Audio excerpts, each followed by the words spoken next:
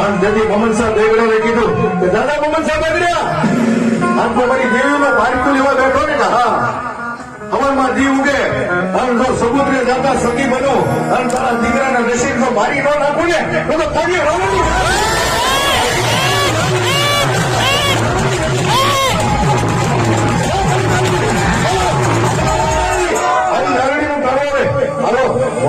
કોળસો પૂર્યો અને જેના કુળમાં મેળવી પૂજે અને ભગવાનનો વિશ્વાસ હોય અને કોઈ દારૂની ખમા